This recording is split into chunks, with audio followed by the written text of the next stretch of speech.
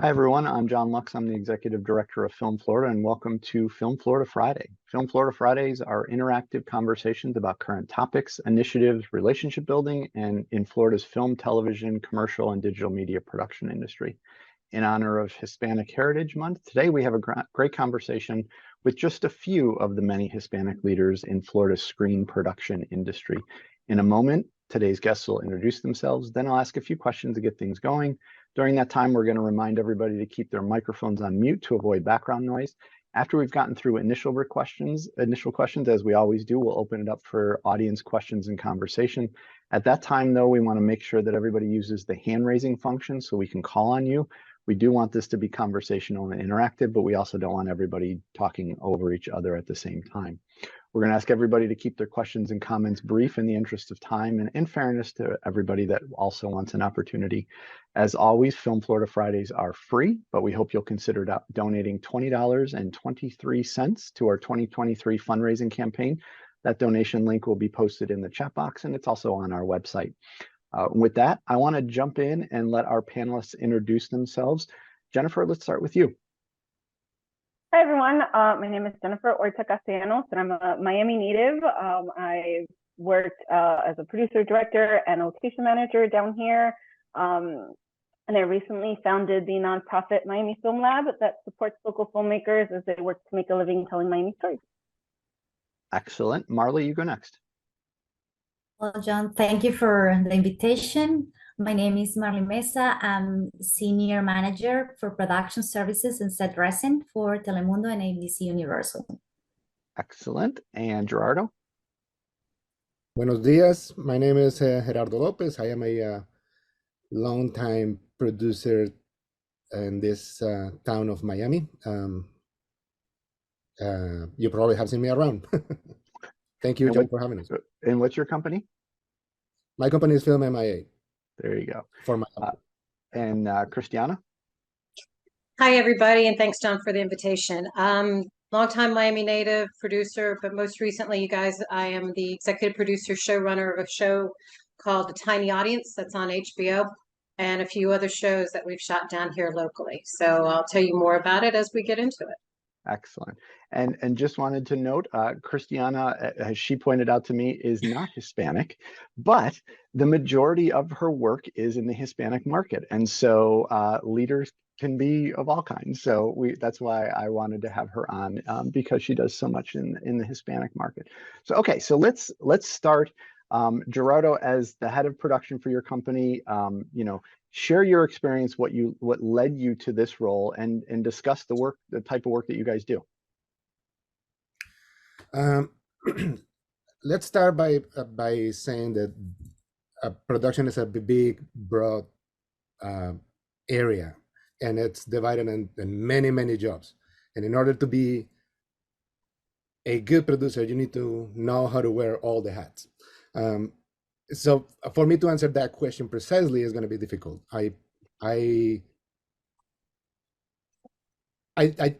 My slogan of my company is "Let's make it happen," and that's what we all do.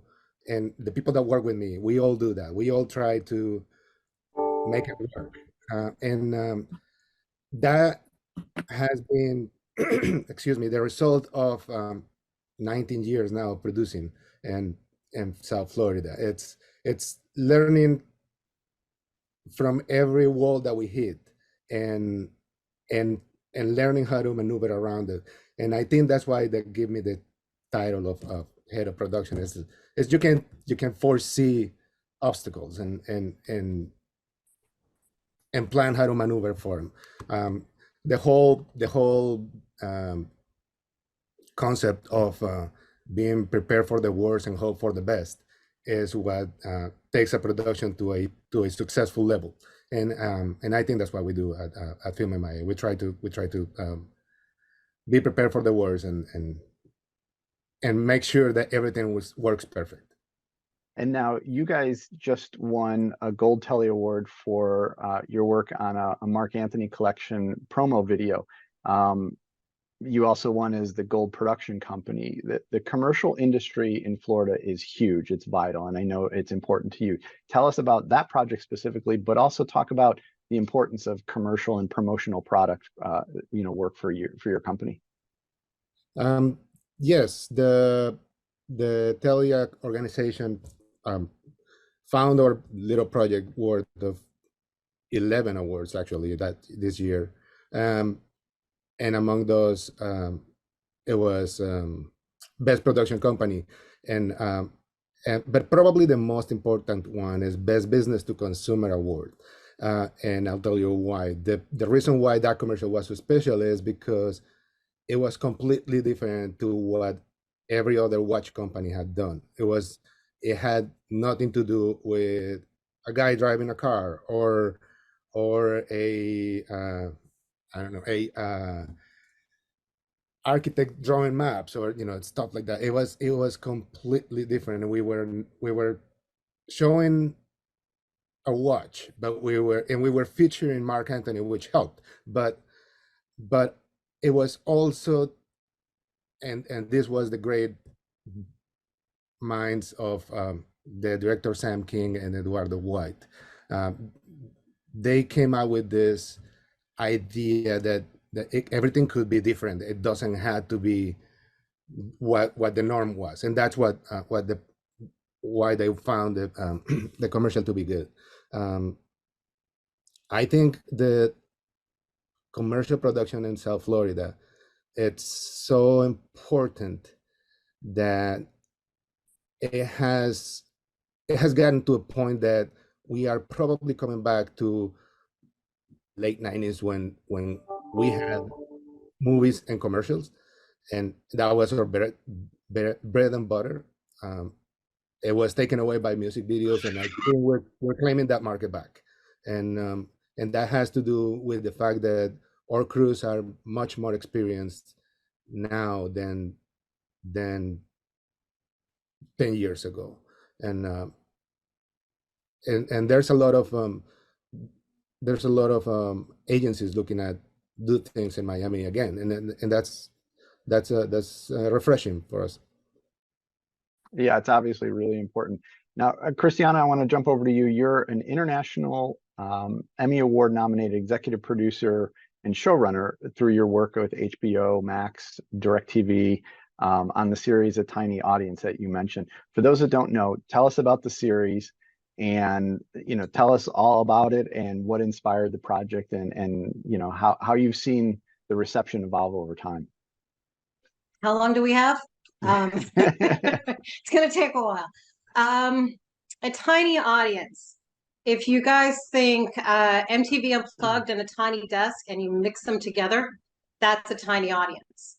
It allows we bring the artist in, and we ask them 3 questions, because the one thing we learned is that when you have artists, they go on, Jimmy Fallon, or all they go and they promote a song, you never know why did this song happen, what goes behind the song. So we ask them 3 questions. There's a host on the show. We have 3 different hosts, and the host asks them a question, and we have a great band, and the band actually is from Shakira's band, but they're our band. I claim ownership. And basically, A Tiny Audience allows the viewers to see what created the show. There are many layers to A Tiny Audience. The second part is, it is literally a tiny audience. We have 45, depending on the artist, 45 to 80 people inside, and we don't tell the people. We try to keep it as hidden as possible, who the artist is. And when you watch the audience walk in, their eyes get huge, because they get to see John Cicada, or oh my God, Gracie, or Evie Queen, or Robin Thicke. We cross the platform on that. And A Tiny Audience is allowed us to, it's not a music show, it's a music talk show. The one problem when you get into distribution, networks here, oh, it's a music show. We're like, no. It's a music talk show. There's a lot of talking that goes on. We find out what happens. We had I can't say that. We had Robin Thicke on, who wanted to start singing Spanish. We had John Cicada and Alejandro Guzman, and all singing Celia Cruz, Justin Quiles, who loves to sing, but he wanted to do more than what he does. And people, they want to branch out. So a tiny audience has evolved. We thought it'd be something when we were pitching it. It was around for a while, like every show that you're starting to pitch. And basically it evolved. And when we got to HBO, they took a chance on us. And we worked with them very closely to see how we could hit their demographic and at the same time hit our demographic. DirecTV, Latin America, Warner, the show is phenomenal. We've got great reception on the show. So a tiny audience has really evolved. The hardest part, I think, was season 1 when we were calling the artist and it was like, we're like, who? What show is this? Why? Who? We're like, HBO, you know. And what really helped too is I had a phenomenal crew. I mean, the crew just blew the doors open, and we kept evolving onto that. You're muted. How do you choose? I'm trying to follow my own rules. How do you choose specific stories? Like, how do you determine, like, I mean, what is it that says, yes, this is something I want to take on, or no, this doesn't have legs? You mean for a tiny audience? Well, just in general. Well, one, it's the market, you know, and the market is upside down, as everybody who's on this Zoom, totally upside down. Networks are changing their demographics. The streamers don't know, you know, everybody's going every which way. And when you start going to these conventions, you start understanding that. But I'll go back to a tiny audience because that's the tried and true. Each episode, we try to tell a story. Season 3, it was about mental health.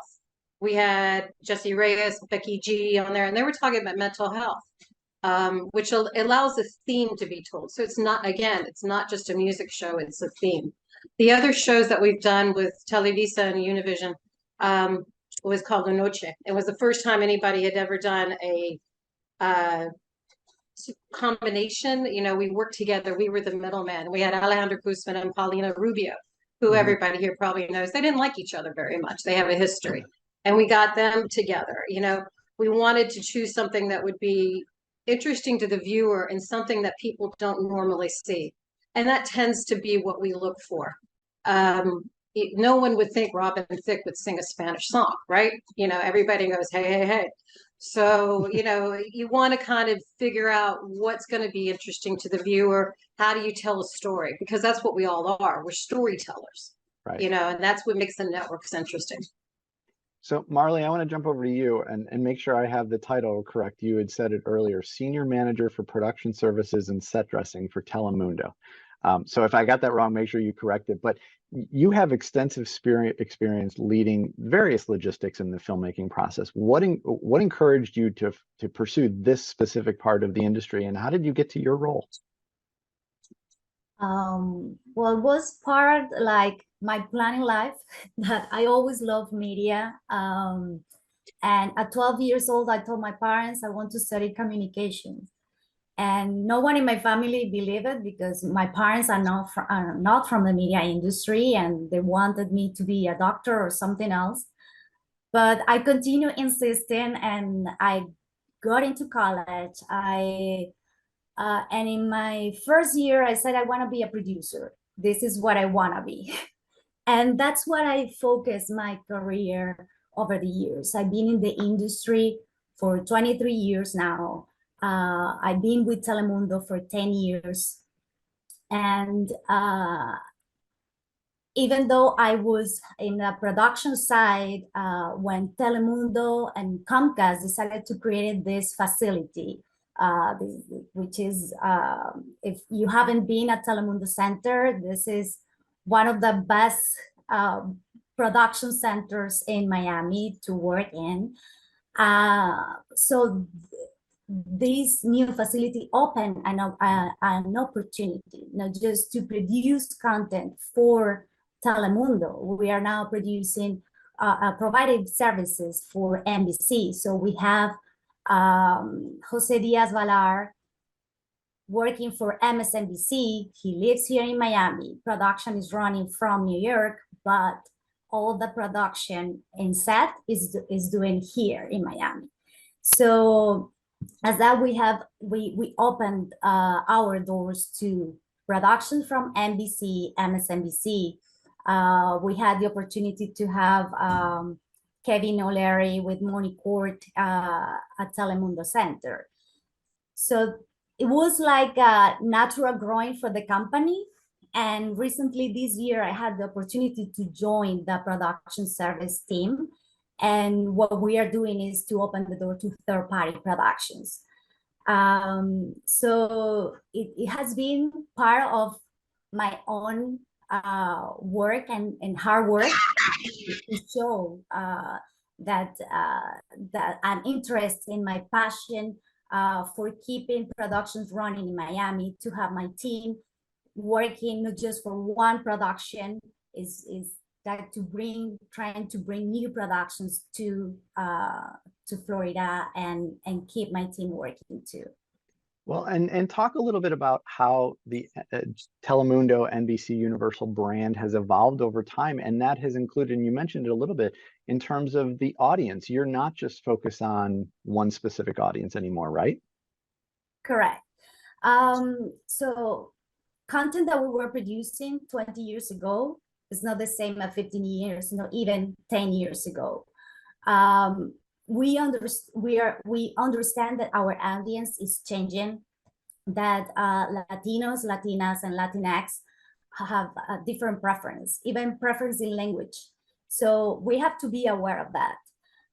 So we went from the traditional telenovelas to produce super series, mini series, reality shows. We have an audience that right now is not tied. They don't have the habit to get into, to turn on the TV a certain hour. No, we know that our audience is also changing. So what we are doing is we are expanding also our outlets. So it's not just for what is Telemundo and on screen, is what we are producing for streaming. So that's why we have T Plus in Peacock, and we are producing for Peacock. We are producing for video, social media. We understand that the Latinos is a fast-growing group in the United States. So that everything is changing, and Latinos are in a moment at this time where we are setting up the trends. So we're setting up the trends in music. We had Bad Bunny, so billboards. We had Bad Bunny, and for this event, and it was a success. So we are understanding that and trying to adapt to what our audience is looking for. You are on mute. Again. Jennifer, you're the founder and executive director of the Miami Film Lab, which describes itself as the mission is helping local filmmakers make a living telling Miami stories. Talk about what inspired you to create the Miami Film Lab in 2021 and the work you guys are doing. So I was off producing food shows for the Food Network and traveling a lot and was starting a family and needed to be a little closer to home. I also do a lot of locations work for the big studio stuff, which is 80-hour weeks, and working for a lot of crews coming from out of town. And I saw myself and a lot of the other filmmakers in town really struggle to find the financing and support to do stories that originate here and that are greenlit here. So the idea was to start an organization that primary function would be to fundraise and commission films from local filmmakers telling stories that are specific to our community. In the meantime, we are providing mentorship and access to local filmmakers, to industry executives through programs like our development series, which is one-on-one meetings with industry executives. We're also raising awareness for all the amazing work down here. It's hard to know the depth of work that's being done here and the crazy amount of filmmakers that work here. So we're providing, we started putting shorts that finish their festival run on YouTube through our Made in Miami series. We do test screenings so filmmakers can get their films in front of audiences before they send them off to film festivals to make sure the best version of their films are getting out into the world. We're doing filmmaker nights once a month so we can meet each other and collaborate and discover all the great people that are working in town. So yeah, we have a lot of projects in the works. We're actually in the process of doing our first commissioned short film called Miami Magic, which is going to be starring Ruben Rabasa, which we'll shoot later this fall. And for those in the audience that are wondering, like, how do you get involved with the Miami Film Lab? We're going to have Jen give all that good information later on. So make sure you have your pen and paper and all of that. So don't worry, we're not going to leave you hanging. So Jen, I want to stick with you. You mentioned also in your intro, you have a lot of experience with location coordination and scouting. Productions like Iron Man 3, Bloodline, Marvelous Mrs. Maisel. Give us a good behind the scenes story about any of those projects. Well, my favorite story is on the second project I ever worked on in locations was Pain and Gain. So it's very green, did not really know what I was doing. And the schedule changed and they wanted to shut down the Julia Tuttle in less than 24 hours, and somehow I pulled it off. Something you can't do anymore. This was over 10 years ago. But yeah, it's fun to deal with FDOT and piss off everyone in Miami who was trying to get home and to work. We did it and it was a lot of fun, and did not have the backlash that others shutting down our causeways have had. So that was always good. Good. Okay, so a question for all of you. We'll go around our grid here. Marley, I want to start with you. Why is it important to amplify stories, Miami stories, Florida stories in general, Hispanic stories? Why is it important to amplify those? You're on mute.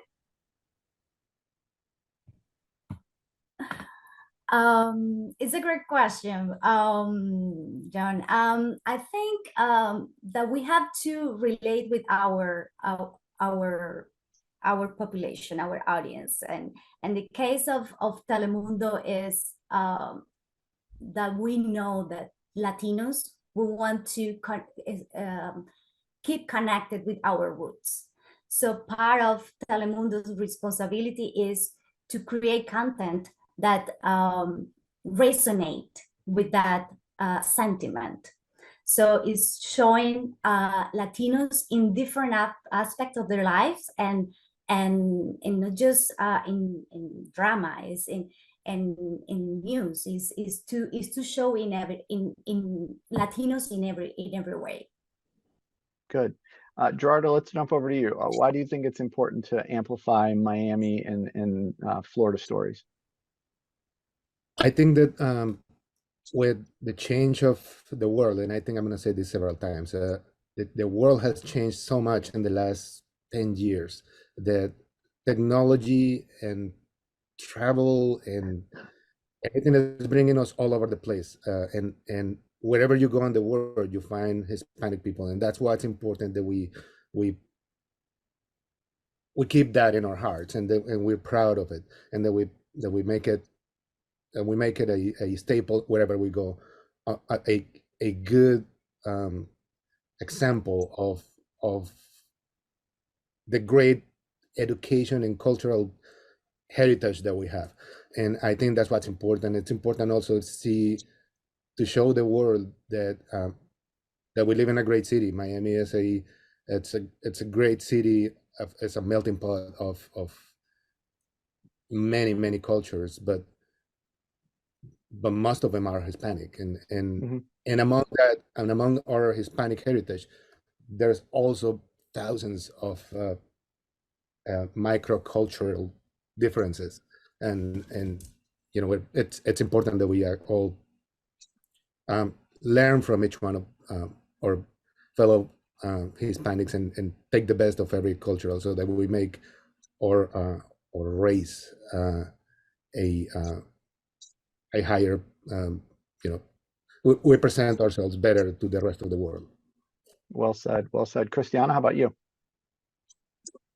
I'm listening to everybody, and I think really what I can really say truthfully is that there is such, and being in this town for a long time, there is such a diverse population, which we've all talked about, but the diverse and depth of talent that we have, that's growing, You know, working with Los Angeles and New York, they've got depth of talent, but you know, we have so many different layers. We've got the features, social media. We have the, you know, the Hispanic culture. When we started doing a tiny audience, it was never a problem after the first season. It was never a problem to get anybody to come to Miami. And Miami's like, oh yeah, without a missing a beat, because they knew that there was so much going on. The Latin Grammys, you know, Art Basel, you know, that out of our realm. You know, there's so much talent that we actually can. It's not just one layer. 15 years ago, it would be one thing. Now it's so many different levels that we really, you know, I'm very proud. And I try very hard to keep everything here because I don't run out of, you know, ideas. There's many ideas here. And Jen, you talked about the importance of amplifying, you know, South Florida and Miami stories in one of your previous answers. So, I mean, how important is that for you guys at the Miami Film Lab? I think in general, I think around the world, it's important that all of our stories not continue to just go through New York and LA. We had a great conversation through our film craft series that we launched last weekend with Phil Lord, the director of Lego Movie and the Spider-Verse movies, which a lot of people don't know, is a Miami native, went to Ransom High, is Cuban. And he had this conversation with Danny McBride, an also famous actor from South Carolina, saying, I want to tell our stories in our voice. And everything doesn't need to go through New York and LA. We are richer storytellers if we focus on what we know best, and they're not all influenced by the same history and the same experiences. So we need to fight to make sure that stories are coming from all communities. This is my community, and these are the stories that I care about. And I think they resonate with a world audience if we're given the chance to share them. So that is what we're working on. Excellent.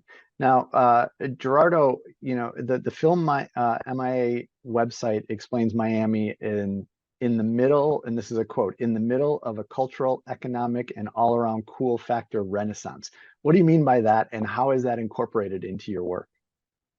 Well, I think it's what we were just talking about. 10, 15 years ago, we didn't have the city we have now. Everything has changed at a tremendous speed. You know, we didn't have museums and events and arts, and you know, we didn't have that. We didn't have big huge buildings and, you know, growing every other corner, and you know, and that brings issues. Yes, a level of on the infrastructure of the city itself. So traffic is an issue, but it's also cool to see how the migration of people into this city from all over the world has changed the city dramatically and fast. And it's you can't catch up with the changes in Miami. And that's why I call it a all cool factor renaissance, because it's like in every place you look and every business you look is changing, and it's changing for good. And I think we're all adapting. And I have to say that our authorities in South Florida, you know, hats off to them, because it's not an easy thing to do. Manage a whole bunch of people coming to your city and trying to change everything. It's not an easy thing to do. And how do I apply that to our work? It's that precisely. It's a great sales speech. It's a great sales tool. You know, we have a lot of things that we don't that there's no anywhere else, that we can do 3 or 4 things at the same time in the same city. It's not something that happens in a lot of cities. Yeah, well said. So each of you serves as a leader in your own way in the Hispanic community and in the film community in general through your work. How have you seen your work impact the Hispanic community directly? Jennifer, let's start with you. I mean, in Miami, it's hard to separate the Hispanic community from the not Hispanic community. I think we do a lot with everyone. We've screened films in English and Spanish. We worked with filmmakers, the Hispanic and not. And I think because we are such a Hispanic enclave, it's more important than ever to tell our local stories because they're not happening anywhere else. We have this unique mix of ethnicity, of Hispanic ethnicities in Miami that you can't really find anywhere else in the States. And we have such a connection to Latin America that the more we are successful in our cities, the more the rest of Latin America is also successful. I think it's always been true, but as we become a more global world, it's happening more and more. Miami is the path to Latin America and to all things Hispanic. So the more successful we are, the more access the entire world gets to Hispanic narratives. Yeah, that's a good point. Marley, do you have anything to add there? So I think for Telemundo, it has been, I don't know if you can hear me. Mm-hmm. Okay. You're good. For Telemundo, we have been connected with the Hispanics. I think the Hispanic community and the Hispanic audience, not just in Miami or Florida, is national, and also in South American countries. I think the most valuable part that I have found, like working for this company, is the opportunity that I see for women and for Latinos to be part of NBC and be part in higher roles that probably in other companies it would be more difficult. So it's the opportunity not just for Latinos, it's for women in the media industry to lead this different roles. Well, that's actually a really great point. And I mean, ironically, we have 3 out of our 4 panelists here are female. So I think that that's a really good sign. and we certainly didn't do that on purpose, that part of it. So Christiana, you have anything to add? I think, everybody's touched on the right points, the women, the Hispanic culture. The one thing that I've really learned is through a tiny audience is music. There's so much different music, and it allows me to show people the different variety. And I don't care if you're in Arkansas, I don't care if you're in California, I don't care if you're in Mexico, even in Italy loves our show. So it allows us to be a showcase of what, worldwide, of where we can take, and start speaking and start talking, because music is a great common denominator. Yeah, that's a really good point. Gerardo, I want to jump over to you with our next question and talk about the importance of authenticity and accurate portrayal of different cultures, whether it be Hispanic or anything. Talk about how important that is in the work that you do, being authentic. It is definitely important. Is the fact that because mostly of what I produce is guided to a specific audience. There is a lot of research done on what type of market you're hitting with what you're producing. And granted, I don't do that job, somebody else does it. It is important for us when we're producing to stick to what they are hoping to get. And all this is a preface to say that the cultural importance of every production is so huge. It's like if every production needs to have its own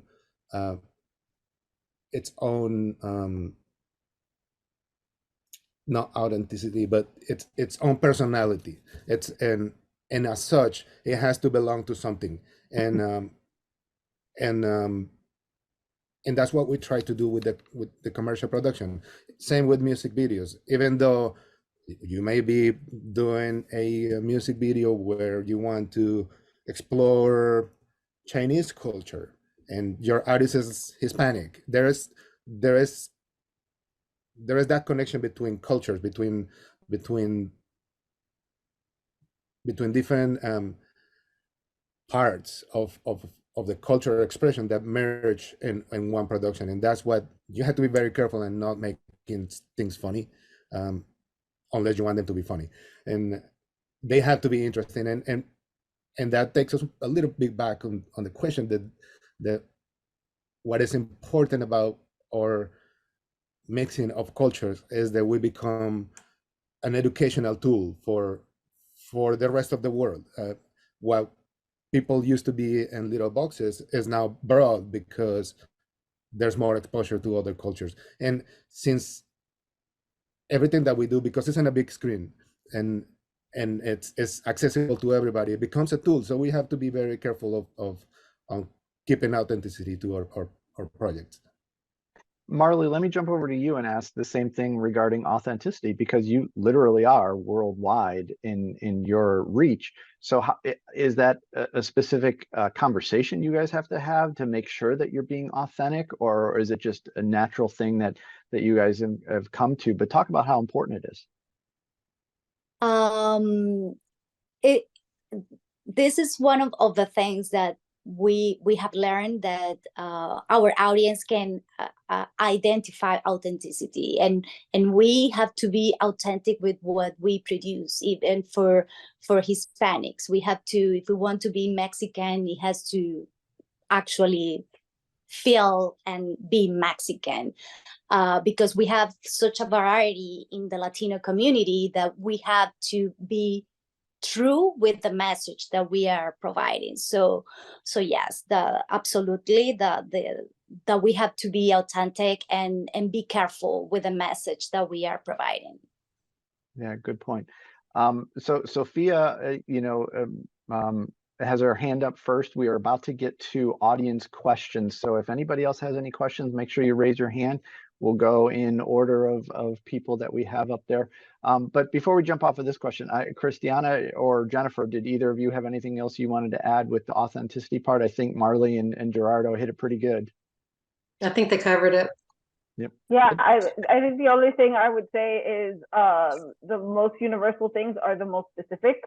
The more specific you are, the more it resonates with people. And so I think that's where you get authenticity from.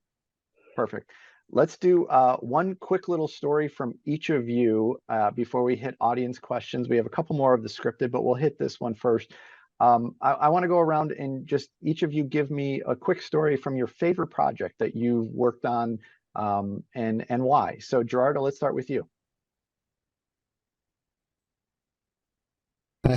I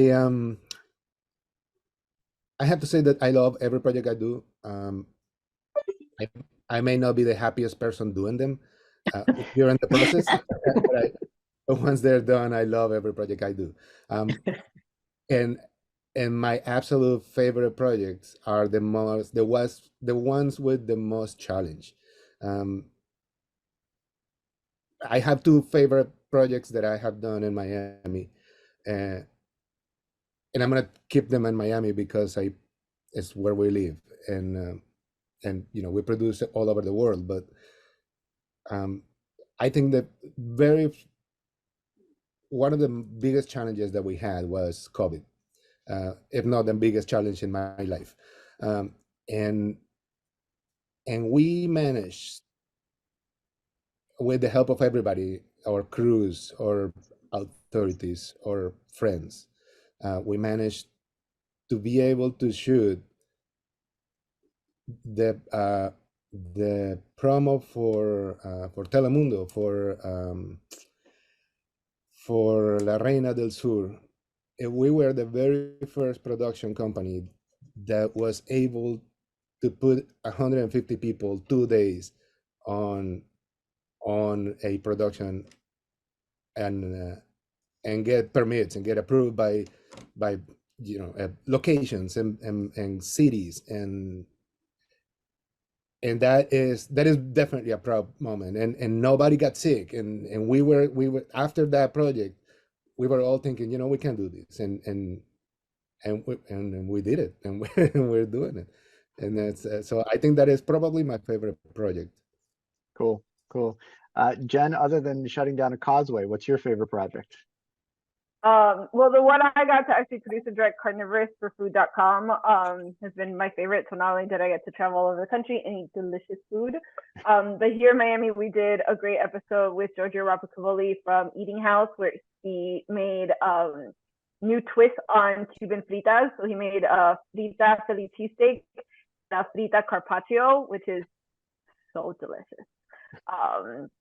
So that was a lot of fun to make new fun things and show it to the world.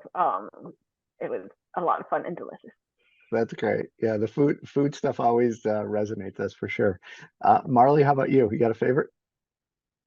Well, I resonate with what Gerardo said, like the challenge, and sometimes the projects that you love is not those where you feel the best because of the challenge, the stress has been tremendously high. But I think in my new role, if I have to pick one, this is a joint effort that we did in production services and from the set dressing part for Peacock. And we had the opportunity to work in a project where we could reuse 90% of the pieces for the set. So this was part of the sustainability initiative that we have and at NBC and Telemundo. And it was beautiful at the end. We could reuse all these pieces, put all this set together, and it looked like a completely different setup. And I think I'm very proud of that. That's good. Very important. Yes. And Christiana, how about you? Favorite project you've worked on? Trying to go through everything in my brain, and I think I'm going to go back to the COVID, which was season 2 of A Tiny Audience, and when you're in the middle of it, you're like, oh my gosh, how am I going to do this? We sequestered the entire audience in a hotel. I shot 14 episodes. I had buses that were bringing back and forth from the studio. And no one knew back then, how to do, what to do. We were figuring it out as we went. But the one thing that, at 150 in production, we have such short days. You walk back into the lobby, the audience, it was like summer camp. We did makeup tutorials. I had spin cycle, and they were having, and no alcohol. They were like having the best time of their life, and it showed on screen. And the artists, because they had been sequestered also, I remember Pedro Capó, he came in and we said, don't touch anybody. Everybody's clean, don't touch. And what did he do? He went up and started hugging everybody. I'm like, this is not going to work. But the entire audience loved being there, and it was summer camp. They enjoyed it. And the entire crew, because the crew lived with the audience. Mm-hmm. Everybody was sequestered, and just getting through that. But it really was a very, I don't want to use the word bonding because it's kind of overused, but it was really just a great experience for the artist, for the audience, for everyone. And, it was a long 2 weeks. Yeah, sounds very fulfilling though. Okay, so we'll get to some audience questions. I have a couple more questions we'll hit if we have time, but let's start with Sophia. Go ahead and unmute yourself, and I will add a spotlight so people can see you, and go ahead and ask your question. Hello, everyone. Spotlight. My name is Sophia. I'm also AKA Evita Sophia in the World Wide Web, AKA Molly, the youngest orphan in the 1977 original Annie. So it is a nice pleasure to meet everyone here today. I've been hearing a lot. I chose Miami, Florida to re-enter the industry back earlier this year. And I chose Miami, Florida because of its culture, because of the Hispanic culture there. I am Hispanic. I consider myself Italian, Spaniard, and German. So where does that Hispanic come in? And I know all 3 languages. So I am very, very pleased. We did a few commercials. We filmed commercials in Miami, Florida. And I was very proud of that. Our film crew, everybody that's related to my film crew in my production company, Aspen Productions LLC, is all in Miami, Florida. So anytime we want to film, either I grab them to come with me or I go to Miami, Florida. So I did come out in a theater show there as well, Awaken Now 2023 in the Scottish Rite Museum. I didn't know everybody then, but then I also joined Film Florida right away. My question to you guys is there a, and I'm, again, part of Film Florida forever, but is there a film Hispanic group? Because, you know, again, I see the big culture, the big Hispanic, the different Spanish cultures in Miami. Okay, so you've got the Venezuelans and you got the Cubans and you've got, you know, there's so many different cultures there. Is there a way that that we're grabbing the attention, right? Strong attention from the Spanish communities there in Florida? I'll let any of you take a stab at that one. To my knowledge, maybe Jennifer's got a better idea on it. I don't know of any specific communities or groups that focus. I know networks get together, but as I can't really think of anything off the top of my head. Anybody? Yeah, I think because we are such a Hispanic community, anything that you do is going to attract all of those communities. I mean, at least at our events, it's, you know, the United Nations of Latin America.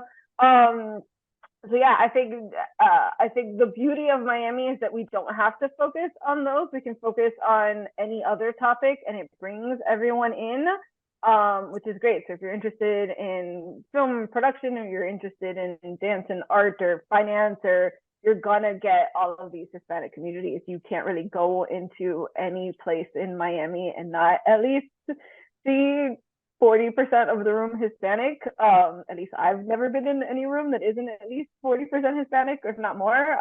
So yeah, I think that's the beauty of it, is that we have community without having to focus on our identity as the only kind of linking factor, which I think is great. Yeah, that's a good point. That was an awesome answer. Thank you, Jennifer. Thank you very much. Ed, I am gonna bring you down. Go ahead and unmute yourself and ask your question. Hi, everybody. Good morning. First, I'm going to ask for an apology as soon as I get off here. I'm starting a casting. I'm on my 4th day of Hard Rock Casino and Hotels. I've been a staple in the Hispanic community for over 25 years. I did Father of the Bride last year. I did Issa Rae rap shit for HBO as well. Last year when they shot here in Miami. And, you know, a big supporter of independence and obviously, you know, our commercial and Hispanic productions as well. I just wanted to pop in, say hi to everybody. And, you know, we're still fighting. I'm like one of the last holdouts still here in Miami because I believe in Miami. I believe in keeping the business going right now. I'm a casting director, but I'm also a creative producer. Like I put together the film that aired on HBO called Rifa about the Colombian boy that got tasered to death in 2013. Hopefully you'll all get a chance to watch that. I'm here at your service for anything you guys need. And again, I support our community. And thank you for the opportunity, and everybody have a great day. Thanks, Ed. Thanks, Ed. Thanks for coming in. Okay, and then Anne Laurie, we're gonna. Hi everyone. Go ahead. Thank you. So I also work for Telemundo. So my question is not going to be for Marley. Sorry, Marley. It's for Gerardo, Christiana, and Jennifer, and I wanted to hear from you. What do you think are the ingredients to be successful bringing content creation and productions to Miami, knowing that you know, it's really difficult with film incentives and competition of Georgia close by? So what are the ingredients of success according to you to bring those productions to Miami? perseverance. A lot of perseverance. I'll go first. I'll take a stab at it. You know, and I'll continue with that theme. You know, you start out with a creative idea, and you need to stay true to that idea because it was created in South Florida or Central Florida, but you stayed with your creativity. And then as you add more people in, they put their opinions in. But the idea is not to lose sight of what is important to you, at least from developing long format programming. You know, you're going to have to modify it because you're not only trying to reach the audience in South Florida, you're trying to reach Montana, Italy. You know, music is again, I'll use the phrase a common denominator, but I think, you know, we've got the creative talent here in Miami. I think we have very original stories that are very different versus the rest of the world, actually, because of such the melting pot. So I think you have to have a good idea, which everybody says, stay true to that idea. Don't let it get watered down. And then, you know, also reach out. The one thing that we heard here is financing. It's hard. You know, where I go to different places to get different financing for long format, not just the networks. And it's giving credibility. So, you know, you have to have a little bit of credibility when you're trying to secure that financing. I guess, you know, production's underneath your belt. I mean, those are my 2 cents. Gerardo, you got anything? Well, yeah, my clients are, my production part is mostly logistically. I don't get involved a lot with the creative part. And to answer your question from my point of view, because I don't go to clients with ideas, clients come to me with needs. What I do is I not always try to emphasize the fact that in our South Florida community we have, and this is hands down, we have the absolute best crews that we can find in the world. I produce all over the world, and I ended up taking people from Miami to other places because I've hit that wall several times, and I'd rather go with my guys. But that's one of the things that I emphasize the most to my clients. And again, my clients are bigger production companies that need something done here, or agencies, or companies that want something done. That then involves creative, but I try to sell Miami and the South Florida area as a white canvas with a lot of things to do. We can shoot a desert, we can shoot the beach, we can shoot a financial district, we can do a lot of things in Miami all at once, and that's attractive to people. And I think that's the question that you're asking is how do I try to bring my clients to here, and that's how.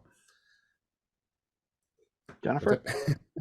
I don't want to bring people to Miami. I want to grow what's already here.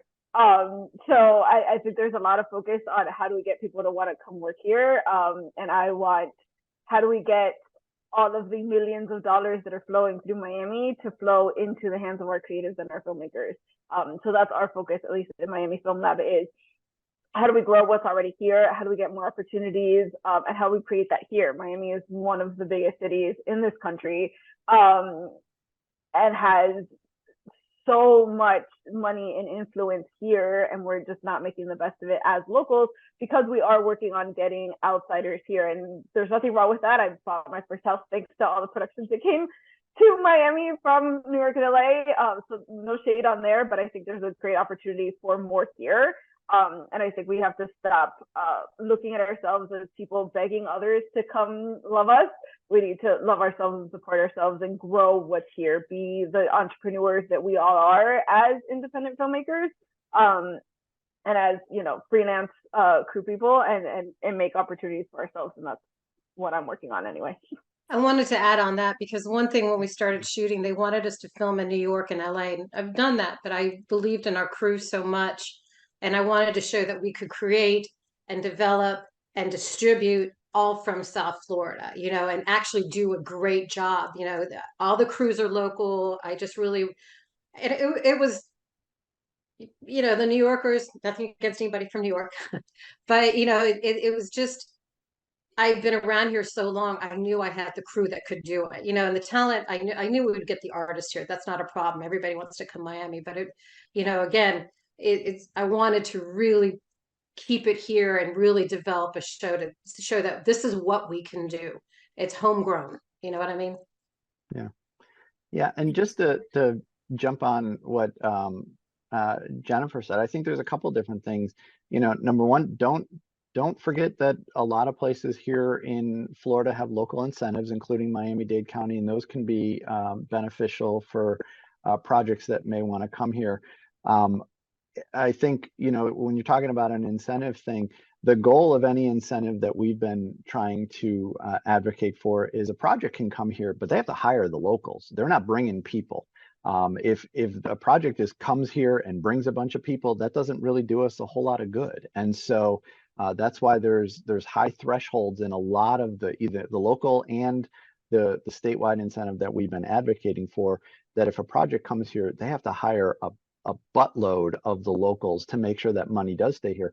But in the meantime, don't wait for incentives. Like Jen is saying, don't worry, don't wait on incentives. You know, it's a waiting game, and none of us have any control over that ultimately. What we do have control over is what we're doing on a day-to-day basis, and that is what is so great about what the Miami Film Lab is doing, is focusing on the today and the tomorrow, and not worrying about all these other external things that we don't have control over. So great question there.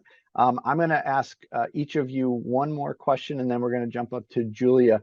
Again, we talked about how important it is to be authentic and tell authentic stories. So, you know, for each of you, you know, how important is it to continue to grow our industry in the Hispanic community, the Hispanic participation in our industry? I know, Jen, as you mentioned, you pretty much can't go anywhere in South Florida without it being kind of a United Nations of Latin countries. So talk about how important it is to keep that going. Jen, we'll start with you. I agreed, but I do think there is a divide between Hispanic projects and English language projects, and there obviously is crew that overlaps that. But we do have a lot of, at least I've worked on a lot of studio crew where they don't particularly respect the very Hispanic crews down here, or the fact that we don't necessarily work in the same ways that New York and LA do. So I think the best we can do is be really good at our craft, make sure we're presenting ourselves the best that we can, that we're not trying to cut corners. I mean, as Miamians, we do try to cut corners a lot, but do it intelligently and really put our best foot forward, so they don't have an excuse to say, oh, you guys don't know what you're doing. And for those of you who aren't working in the Hispanic market, bring as many, you know, Hispanics with you. And don't let the fact that someone usually works on Telemundo or Univision or any of that stuff stop you from respecting their abilities to do other things. I think we as a community need to cross over more, not only between English and Spanish markets, but between indie and studio and commercials. And we tend to be very, have our little buckets of people we work with. We need to be open to more collaboration. I think that helps all of us. That way we don't scramble to find crews when someone's booked or when it's big, high commercial season. So the more that we give people outside of our kind of crew bubbles opportunities, the better we will all be as we get more and more projects into town. Good, good. Gerardo, talk about the importance of nurturing the next generation. The importance of next generations. I would think that the next generations on the film community and the production community, it's more than a how do we teach them this key elements of our production life. And resume of everything that we say today. First, think different and stick to it. Be loyal, and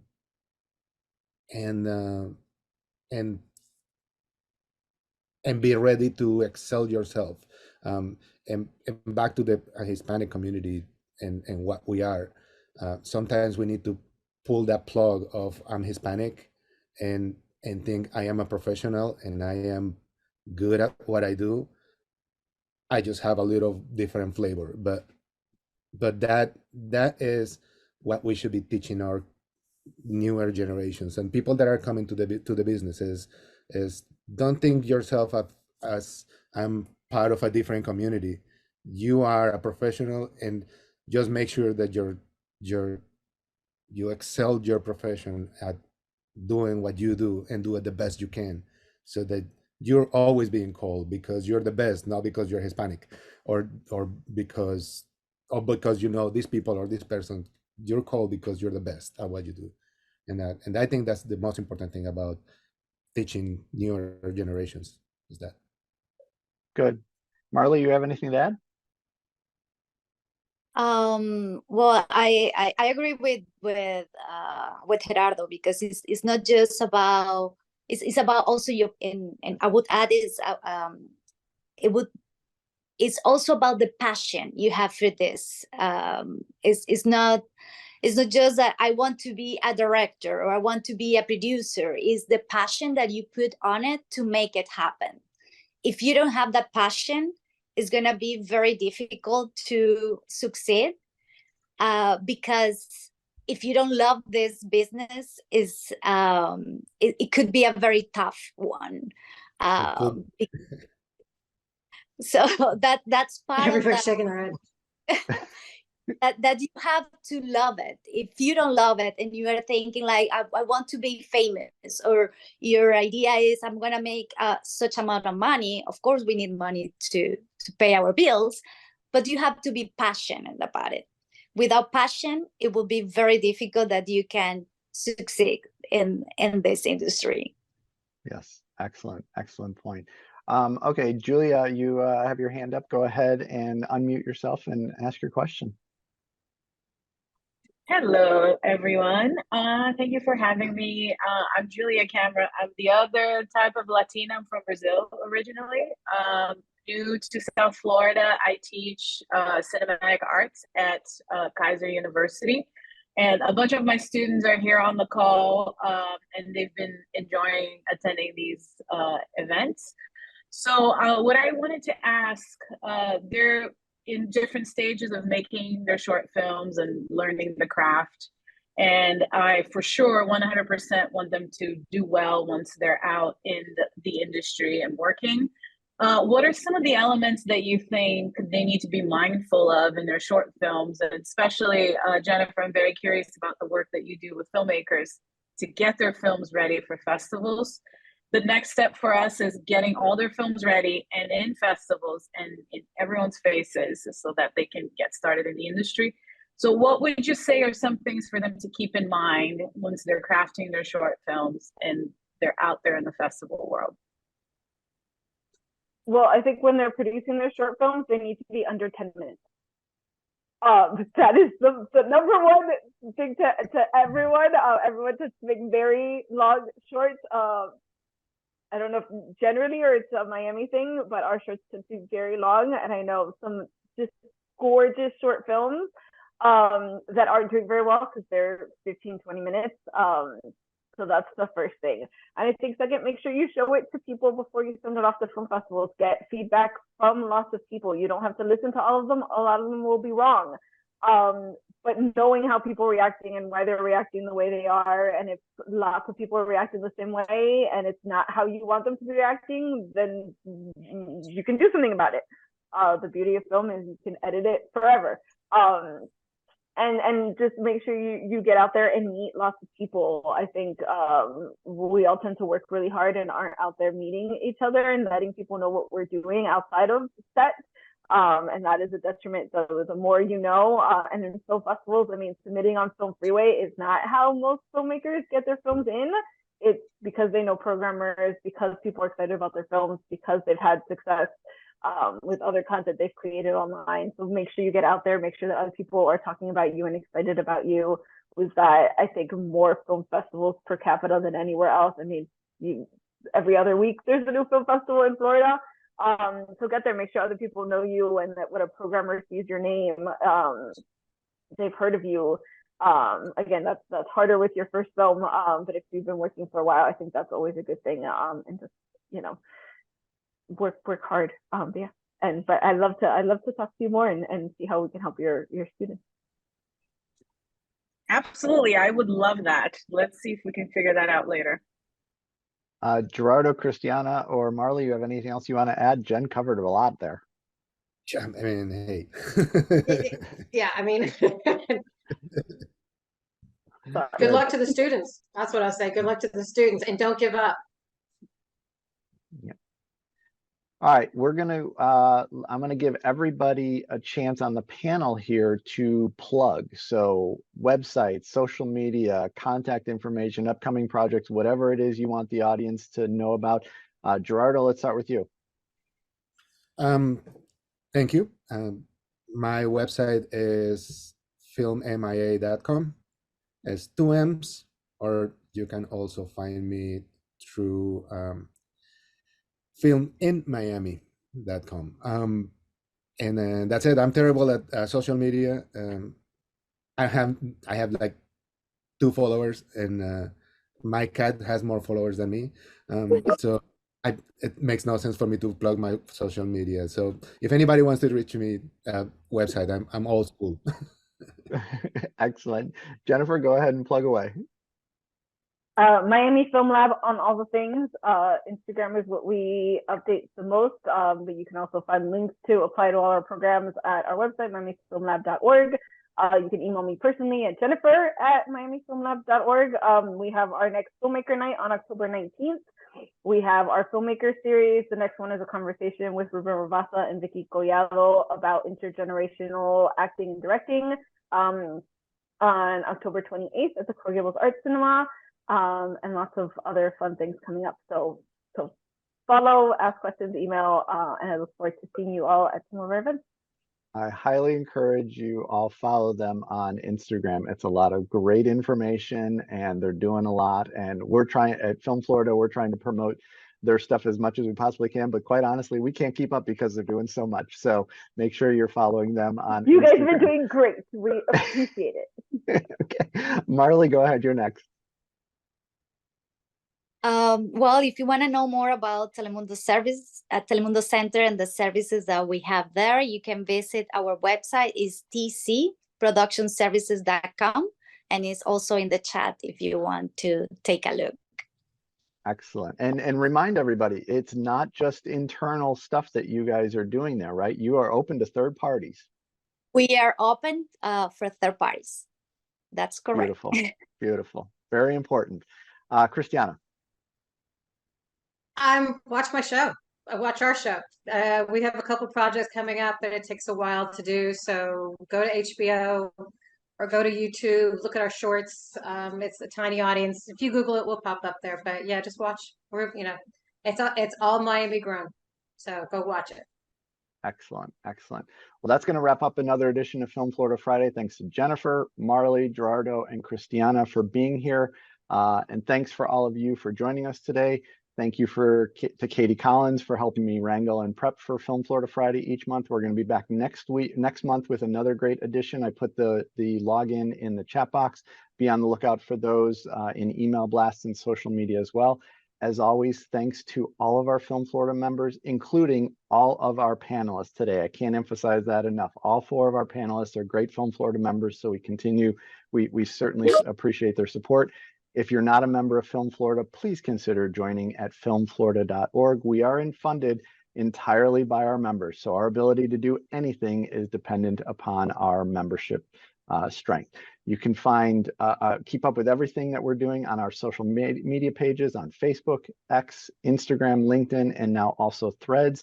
check out the Film Florida podcast, which is available on most major podcast episodes. Be sure you subscribe so you don't miss any episodes. We have a great episode coming out this coming week with Elston Torres, who has enormous Miami Hispanic roots. So please take a listen to that. Thank you for being here and have a great day, everybody. Thank you, John. Bye. Thanks, John. Thanks, everyone.